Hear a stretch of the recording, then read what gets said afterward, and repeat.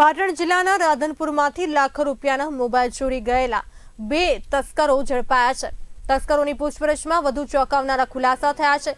પોલીસે ચદ્દર ગેંગનો પર્દાફાશ કર્યો છે। રુદ્ર મોબાઈલમાંથી અંદાજિત 11 લાખના મોબાઈલ ચોરીનો ભેદ ઉકેલી લીધો છે।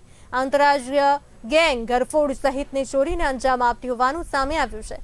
ડીવાયએસપી પંડ્યાએ જણાવ્યું કે બિહાર સહિતના રાજ્યોમાંથી આ તસ્કરો મજૂરી અર્થે આવે છે અને સોશિયલ મીડિયા ઉપરથી માહિતી મેળવીને રેકી કરી ચોરીને અંજામ આપે છે। બિહાર રાજ્યમાંથી મજૂરી કામ અર્થે ગુજરાત રાજ્યમાં આ ચોરી સમૂહ આવતા રહે છે।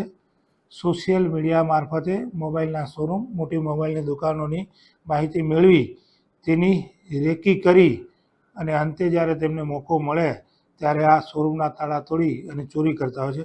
અને ચોરી કરતી સમયે આ મોબાઈલની દુકાનોમાંથી પ્રકાશથી બીજા કોઈને ખબર ન પડી જાય એ માટે અલગ અલગ ચાદરો ઢાંકી અને પોતાની જે ઓળખ હોય છે છુપાવતા હોય છે।